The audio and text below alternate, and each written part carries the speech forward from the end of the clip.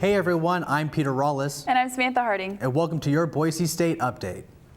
Over 5,000 people gathered for the Women's March on Idaho held Saturday, January 21st. The event was one of hundreds of sister marches that took place across the globe. Participants gathered in solidarity for various causes to stand up for rights and issues they felt may be threatened by the Trump administration. The official Women's March website has since released a campaign titled 10 Actions for the First 100 Days as a way to provide tangible steps moving forward. And now we have Kylie Fryer, who attended the event on Saturday. Thanks, Peter. This weekend, I went to the Capitol where the Women's March on Idaho was taking place. There, I caught up with Kate, who said that it was important for her to attend the march because she wanted to show that even in a smaller town, everyone's voice matters. As Peter said, the march was part of a larger national campaign advocating women's rights, equality, and safety. And when I asked Kate what larger impact she hoped would come from the movement, here's what she said. I hope that kids see this, and I hope that they see that so many people, little girls, see that so many people support them and they can make a better future when they grow up and feel that they're supported and safe, and see that just how amazing people can be and that they are here to support them. As you can see, the weather certainly wasn't ideal, but that didn't stop thousands of people from attending and showing their support. The crowd was made of men, women, and children peacefully participating, as well as some protesting not so peacefully. Controversial and competing signs with shocking images can be seen on the corners surrounding the Capitol building. But despite the few outliers, it seemed to be a uniting event for the city of Boise and many of its residents. For more information about the women's marches, you can visit their website. Back to you guys. Thanks, Kylie. Immediately following the Women's March, another group assembled at the Idaho State Capitol as part of the March for Life rally. Attendees gathered in support of pro-life ideals on the anniversary of the Roe v. Wade Supreme Court ruling, which legalized abortion.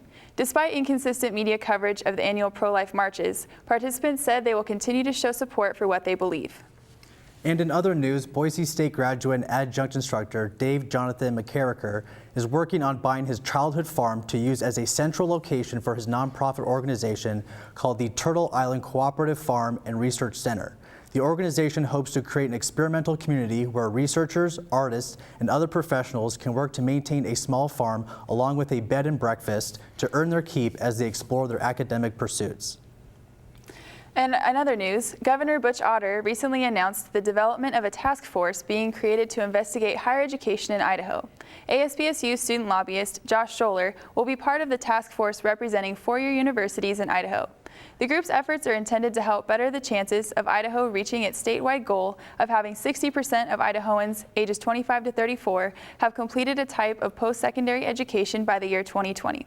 And now we have Jamie Bingham with this week's sports recap.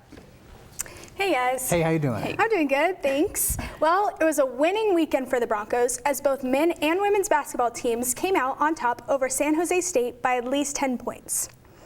This week on the road, the men battled from their two-game losing streak, keeping a steady double-digit lead above the Spartans most of the game. With 1 minute and 41 seconds left in the game, San Jose State went on a 7-point scoring streak, closing the gap to 6. In the last minute and a half, the Broncos went 6 and 8 at the free throw line, and a big dunk from David Wacker with 20 seconds allowed the Broncos to keep their lead and finish the game with a final of 75-65. Wacker scored his career-high 17 points, going 5 for 5 in the field and 7 for 8 at the free throw line. The men's next home game is January 25th, where the Broncos will play Nevada for the top spot in the Mountain West standings. At home, the women also came out with a strong lead against the Spartans, with Brooke Pauakoa hitting 5 of the Broncos' 14 three-point baskets for the night. In the third quarter, freshman Jordan Woodbine continued the Broncos' domination, scoring her career-high 11 points for the game, going 2 for 3 beyond the arc. Riley Lupfer also helped the Broncos finish the win, scoring 13 points and grabbing 4 rebounds, 2 assists, and 2 steals. The 86-64 final put the Broncos at a 14-4 overall record as they head to Nevada this week. In additional news, this week is the 2017 NCAA Men's Basketball National Championship Trophy will be at Taco Bell Arena as part of the national tour. Fans can take photos with the trophy in the fan zone behind Section 12 before the game against Nevada, January 25th. Well, thank you so much, Jamie. Yeah. Now we're going to head over to Brad Sloan for this week's weather report. Thanks, Pete. Let's take a look at our 7-day forecast. So not too much fluctuation. It's going to be slightly overcast all week, and Thursday is going to be a high of 24 with a low of 11. Friday is a high of 24 with a low of 12. Going into Saturday, we're going to see a high of 23 with a low of 10, and Sunday a high of 22 with a low of 10 again. Monday we got a high of 22 with a low of 14, and going into Tuesday, it's going to be a high of 26 with a low of 19, and we're going to get about from 5 p.m. to 10 p.m. about an inch of snow, so make sure you're bundling up for that. And on Wednesday is a high of 32 with a low of 23. So the roads are still cold enough to be icy, so make sure you bring your ice skates, folks. And my name is Brad Sloan. I'm your weatherman with your weather plan. Back to you guys. Thanks, Brad. Well, that's all the news we have for you today. To learn about these stories and more, be sure to pick up a copy of The Arbiter anywhere on campus or find them online. For all of us here at your Boise State Update, I'm Peter Rawlis. And I'm Samantha Harding. Thank you for joining us. We'll see you next time.